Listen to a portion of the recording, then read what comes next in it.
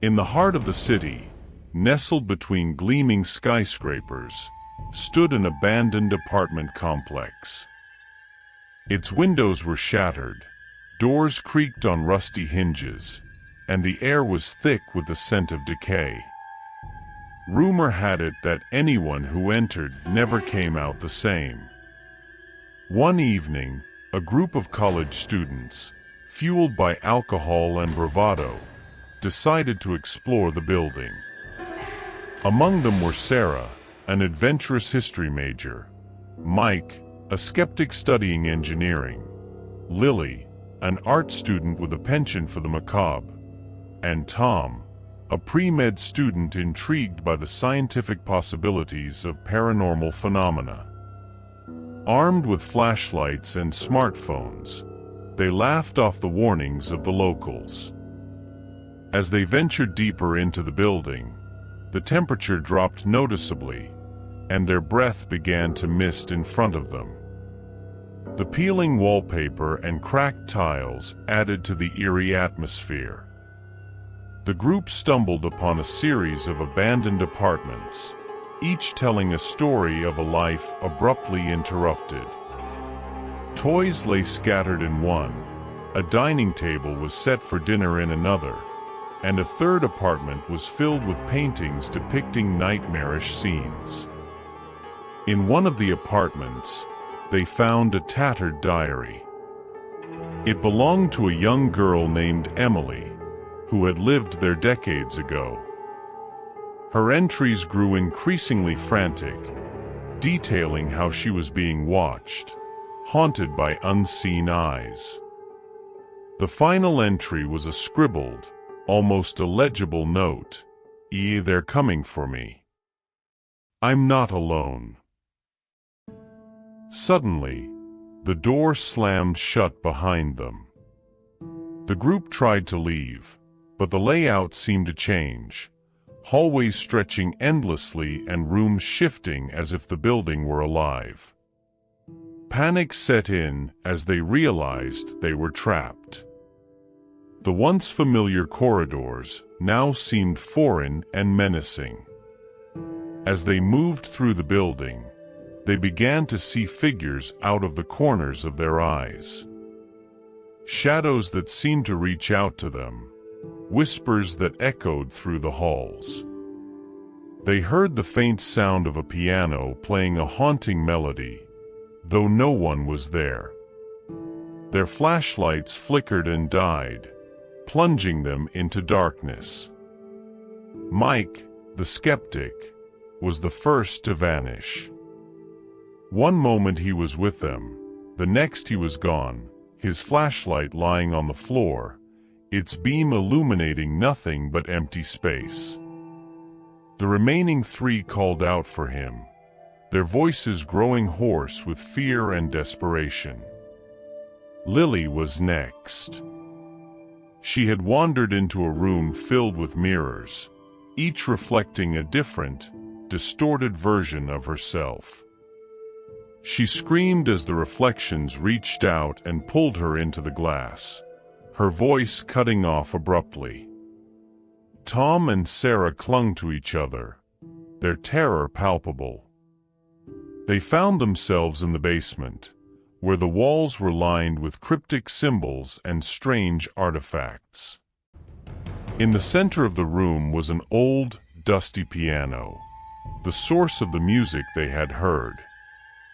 As they approached, the melody grew louder, more dissonant. A figure emerged from the shadows, a gaunt woman in tattered clothes, her eyes hollow and void of life.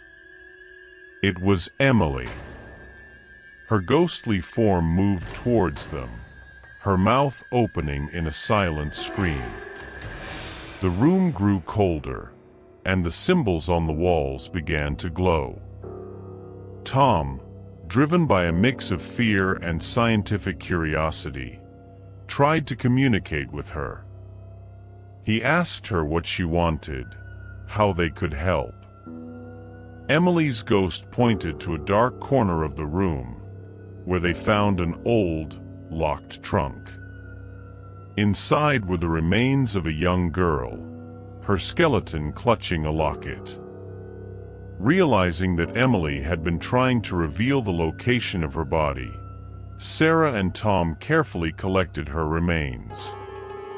As they did, the oppressive atmosphere began to lift, and the ghostly presence faded.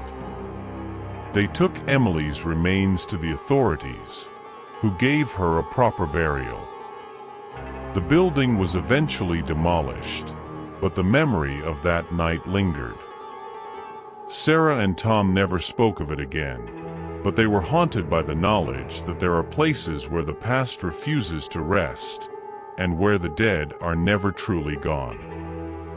Every city has its share of ghost stories, but none as chilling as the tale of the subway specter.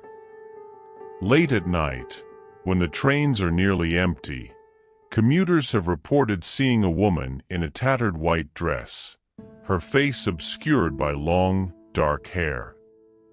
She appears without warning, standing on the platform or inside the train, only to vanish moments later. John, a night shift worker, dismissed these stories as urban legends. He worked long hours at a downtown office, often catching the last train home. One evening, after a particularly grueling shift, he boarded the subway, exhausted and eager to get home. The car was almost empty, save for a woman at the far end. Her head was bowed, and her dress looked damp and dirty. John felt a chill but brushed it off, attributing it to the cold draft from the subway tunnels. As the train sped through the dark tunnels, John noticed the woman moving closer. Her movements were jerky, unnatural, as if she were a marionette controlled by unseen strings. He could hear her whispering something, but the words were unintelligible. When he finally looked up, she was standing right in front of him. Her face was a grotesque mask of decay, eyes hollow and lifeless. She reached out, and John felt a cold grip on his arm. Terrified, he closed his eyes and prayed for the train to stop. When it finally did, he bolted out, only to find himself in a deserted station. The eerie silence was punctuated only by the distant hum of the city's nightlife. John glanced back at the train, but the woman was gone. The next day, John couldn't shake the image of the specter from his mind. He decided to do some research and learned that the woman was the ghost of a commuter named Alice, who had died tragically on that very line. Alice had been returning home late one night when she was attacked by a deranged passenger. Despite her screams for help, no one came to her aid. She died alone on the train, her body discovered hours later by the cleaning crew.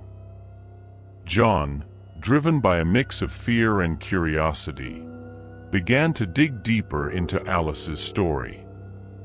He found old newspaper articles detailing her life and tragic death. Alice had been a talented artist, her life cut short by violence.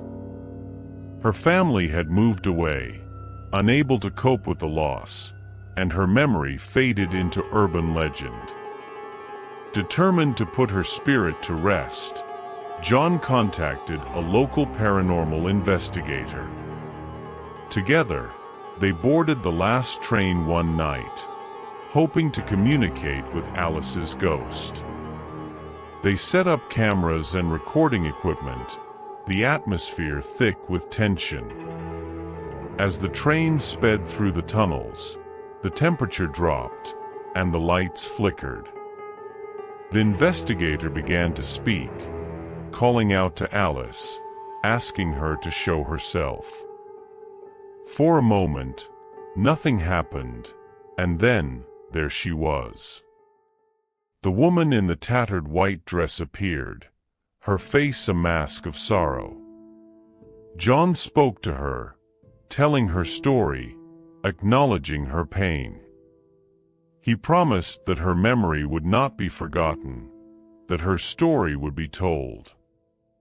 The ghost's expression softened, and she began to fade. As she disappeared, the temperature returned to normal, and the oppressive feeling lifted. John's encounter with Alice changed him. He never took the subway alone at night again, but he made sure that her story was told. He wrote articles, gave interviews, and worked to ensure that Alice's tragic death was remembered, hoping that, in some small way, it brought her peace. The old city hospital had been abandoned for years, its halls echoing with the memories of pain and suffering. It was said to be haunted by the spirits of patients who had died there, their anguish forever imprinted on the decaying walls. Lisa, an urban explorer with a fascination for the macabre, was drawn to the hospital's eerie reputation. Equipped with a camera and a flashlight, she decided to document her visit. As she wandered through the dark corridors, she felt a growing sense of dread. The air was thick with an oppressive silence, broken only by the distant sound of dripping water.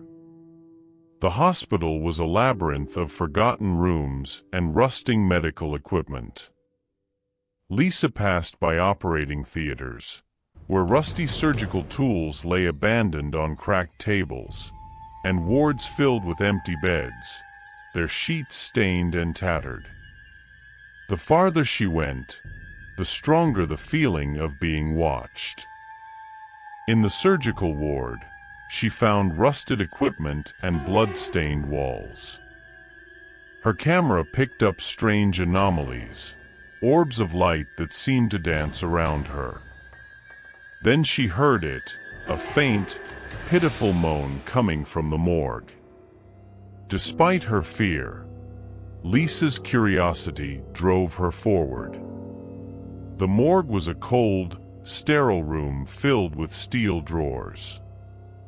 One drawer was slightly ajar, and from it, she could hear the moaning more clearly. Trembling, she opened it. Inside was the body of a man, his face twisted in agony. Suddenly, his eyes snapped open, and he began to scream. The lights flickered, and the temperature plummeted. Lisa fled, her mind a whirlwind of terror. When she reviewed her footage later, she saw something that made her blood run cold. Standing behind her in the frame, throughout her exploration, was a shadowy figure with glowing eyes, watching her every move. Determined to understand what she had seen, Lisa returned to the hospital the next day with a friend, Mark, who was also an experienced explorer. Together, they retraced Lisa's steps. As they delved deeper into the hospital, the oppressive atmosphere returned. In the surgical ward, they found more evidence of the hospital's dark past. Medical records detailing unethical experiments on patients, many of whom had died under mysterious circumstances. In the morgue, they discovered the identity of the screaming man. His name was Thomas, a patient who had been subjected to cruel and inhumane treatments. The records indicated that he had been declared dead, but his body had never been claimed. His spirit remained, trapped in the place of his torment. Lisa and Mark set about trying to help Thomas find peace.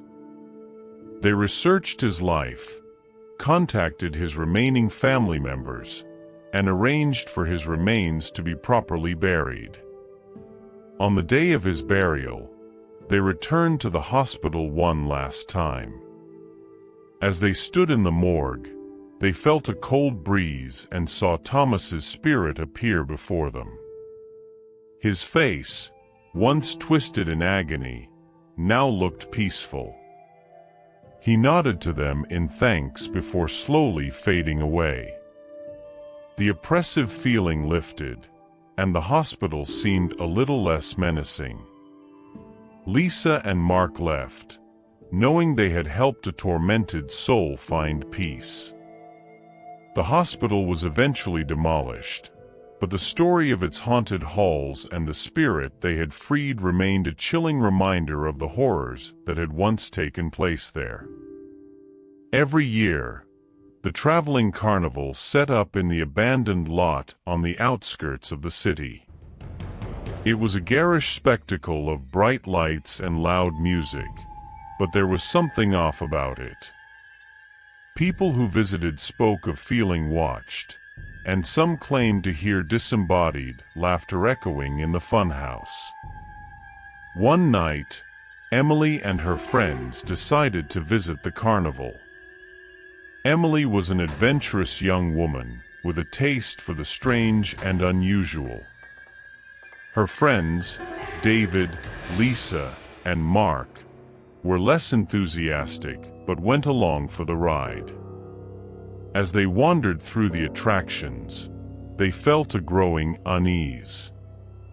The clowns seemed too lifelike, their smiles too sinister. The rides creaked ominously, and the air was thick with a sense of foreboding. Despite their misgivings, they decided to enter the funhouse, a maze of mirrors and dark corridors. Almost immediately, they realized something was wrong. The reflections in the mirrors were distorted, showing twisted versions of themselves. They heard footsteps, but no one else was there. The walls seemed to close in, and the air grew cold. Suddenly, the lights went out, and they were plunged into darkness. Panicking, they tried to find their way out, but the corridors seemed to shift and change. They were separated, and Emily found herself alone. In the dim light, she saw a figure moving towards her, its face obscured by a grotesque mask. She backed away, but the figure grabbed her, pulling her into a hidden room. There, she saw the truth. The carnival was a front for something much darker. The walls were covered in strange symbols, and in the center of the room was a grotesque altar. The masked figure began to chant, and Emily felt a cold hand grasp her shoulder. She blacked out and woke up outside the carnival, her friends beside her, but they were changed. Their eyes were hollow, and their faces blank. They never spoke of that night again, but Emily knew they had seen something beyond comprehension. Over the next few weeks, Emily's friends began to act strangely. They were distant, unresponsive, and seemed to be losing weight rapidly. One by one, they disappeared, leaving no trace behind. Emily, desperate to find answers, returned to the carnival, which had moved on to another city. She tracked it down, following a trail of similar disappearances and strange occurrences. As she investigated, she uncovered a dark history. The carnival had been run by a cult dedicated to an ancient, malevolent entity. They used the carnival as a way to lure victims, sacrificing them to gain power and immortality. Emily confronted the cult leaders, demanding to know what had happened to her friends. They revealed that her friends' souls had been consumed by the entity, their bodies left as empty shells. Emily, filled with rage and despair, vowed to stop them. With the help of a local historian who had been researching the cult, Emily found a way to disrupt their rituals. She infiltrated the carnival during one of their ceremonies, using the knowledge she had gained to break the altar and scatter the symbols. The entity, deprived of its power source, lashed out in fury, causing chaos and destruction. The cult members were consumed by the very force they had worshipped, and the carnival was engulfed in flames. Emily barely escaped with her life, but she knew she had avenged her friends. The carnival never returned, and the lot where it had stood remained abandoned. Emily's life was forever changed, but she took solace in the knowledge that she had stopped the horror from spreading. In a quiet suburb, an old mansion stood at the end of a cul-de-sac. It was known as the Blackwood House, a place of dark history and ghostly lore. The house had been empty for years, but locals claimed to see lights flickering in the windows and hear the sound of piano music late at night. Anna, a young woman new to the neighborhood, was intrigued by the stories. She decided to investigate and spent an evening exploring the mansion. The house was a labyrinth of dusty rooms and cobwebbed corridors, each filled with remnants of the past. In the parlor, she found an old piano, its keys yellowed with age. As she touched the keys, a haunting melody filled the room, though her fingers had not pressed a single note. She felt a presence behind her and turned to see a woman in a Victorian dress, her face pale and sad. The woman introduced herself as Eleanor, the last resident of the house. She told Anna that she was trapped, her spirit unable to move on until her murderer was brought to justice.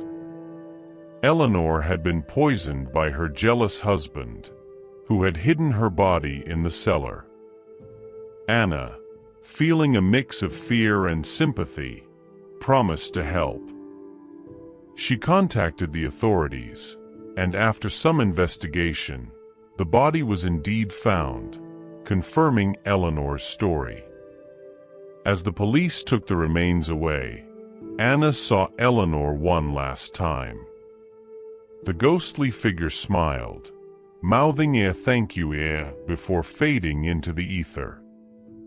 The mansion was no longer haunted, but Anna would never forget the night she met the ghostly guardian of Blackwood House. In the heart of the city was a dilapidated tenement known as Widow's Peak.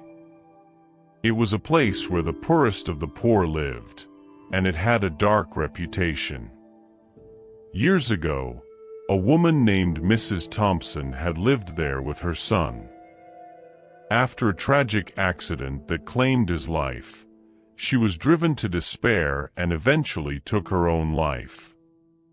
Residents claimed her spirit never left, seeking revenge on those who trespassed.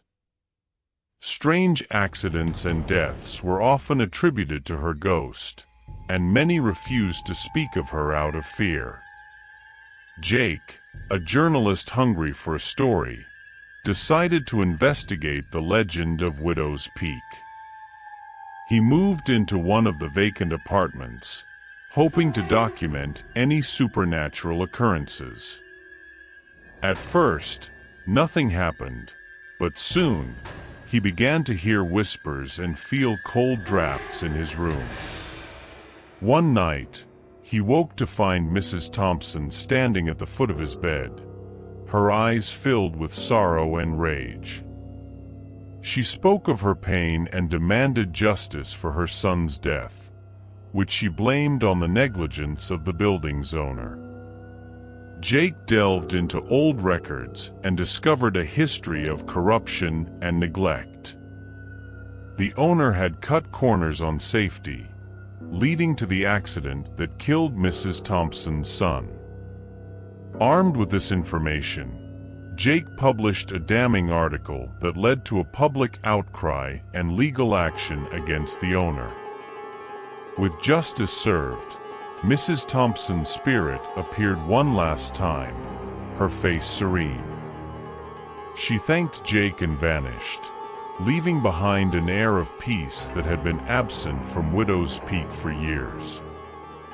In a busy city, there was a small, cozy apartment where Jane lived alone. She led a quiet life, but recently, she had been receiving strange phone calls in the middle of the night. The caller never spoke, but Jane could hear heavy breathing and occasional whispers. Disturbed but trying to stay rational, Jane changed her number, but the calls continued. She reported them to the police, but they were unable to trace the caller. The situation escalated when she started receiving texts with pictures of her sleeping, taken from inside her apartment. Terrified, Jane installed security cameras and a new alarm system. One night, as she reviewed the footage, she saw a shadowy figure standing at the foot of her bed, watching her sleep. The figure was there for hours, then vanished without a trace. Determined to catch the intruder, Jane set up a trap. She pretended to sleep, holding a heavy flashlight under her pillow. When the figure appeared again, she swung the flashlight, hitting something solid. She heard a grunt of pain and the figure fled. The police finally caught the intruder, a deranged stalker who had been living in a hidden crawlspace in her apartment. Jane moved out immediately, but the fear lingered. She would never forget the terror of the midnight caller. In a bustling city district, there was a narrow alley known as Shadow Lane. It was a shortcut that many avoided, especially after dark. People whispered about a figure known as the Shadow Man, a tall, dark entity that seemed to absorb the light around him. Marcus, a skeptical businessman, often took Shadow Lane to get home faster. He dismissed the stories as superstitious nonsense until one night, he felt a presence behind him. He turned and saw a shadowy figure, its eyes glowing a sinister red. Panicked, Marcus quickened his pace, but the figure followed, moving without a sound. He heard a low, guttural growl and broke into a run. The alley seemed to stretch endlessly, and the exits disappeared. He was trapped. The Shadow Man spoke, his voice a chilling whisper. He revealed that he was a spirit bound to the alley, feeding on the fear of those who dared to enter. He told Marcus that he had been a victim of a crime in the alley long ago, and his vengeful spirit could not rest. Marcus, desperate to escape, promised to find the Shadow Man's killers and bring them to justice.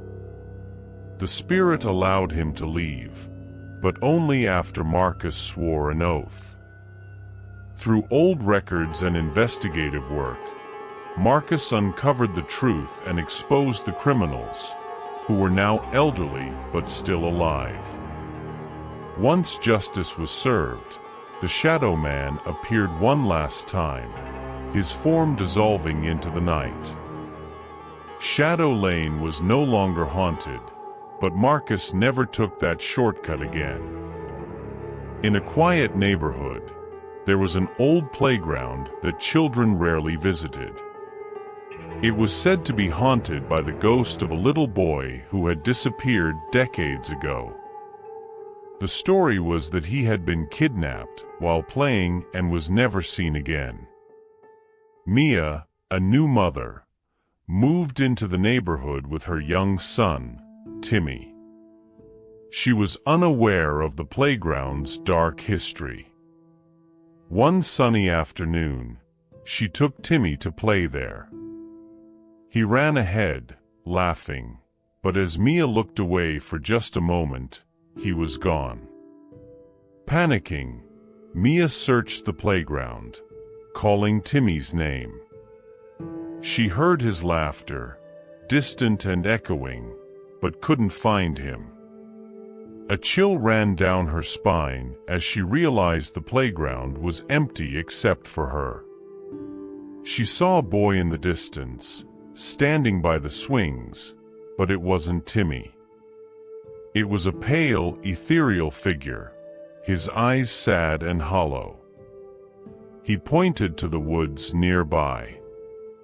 Desperate, Mia followed his direction and found Timmy, unharmed but confused.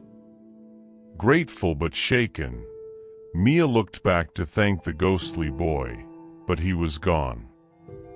She later learned the story of the kidnapped child and realized that his spirit had guided her to her son. The playground was no longer feared, but it was forever a place of sorrow and gratitude for Mia. On the outskirts of the city lay an old, abandoned asylum. It was a place of nightmares, where the walls still echoed with the screams of the tormented souls who had once lived there.